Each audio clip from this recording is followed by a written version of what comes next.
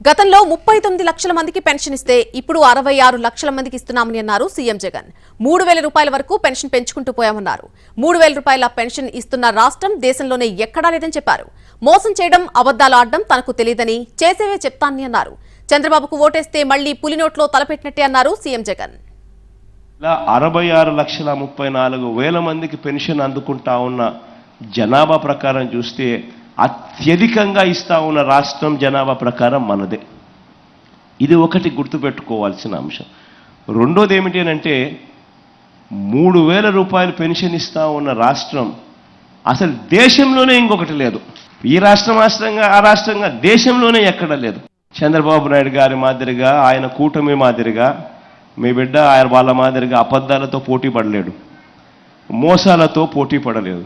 ఎందుకంటే వాళ్ళు ఎలాగూ చేసేదే లేదు కాబట్టి, ఎలాగూ చెప్పడానికి ఏముంది, నోటికి అడ్డేముంది, అబద్ధాలకు రెక్కలు కట్టేస్తే సరిపోతుంది, ఎలాగూ చేసేది లేదు కదా అనే మనస్తత్వం వాళ్ళది. కానీ మీ బిడ్డది అలా కాదు.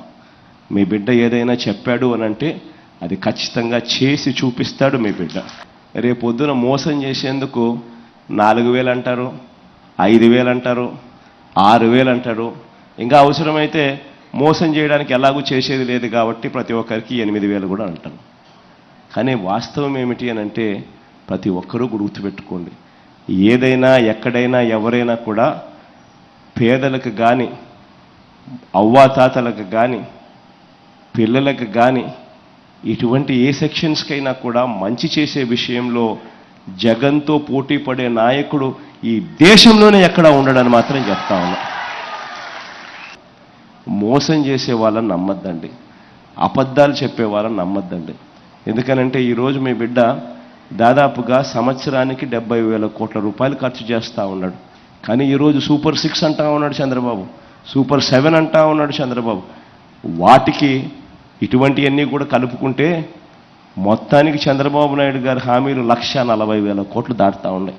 అంటే జగన్ పూర్తిగా వ్యవస్థను పూర్తిగా ఎటువంటి కరప్షను లేకుండా, ఎటువంటి వివక్ష లేకుండా 70,000 కోట్ల రూపాయలు ఖర్చు చేసే పరిస్థితి జగన్కే చాలా కష్టంగా ఉంటే, ఆయన సునాయాసంగా నోట్లో నుంచి చెప్పేటి అబద్ధాలే కదా అని 1,40,000 కోట్ల రూపాయల గురించి చెప్తా ఉన్నాడు అనంటే ఇక దాని అర్థం ఏమిటి?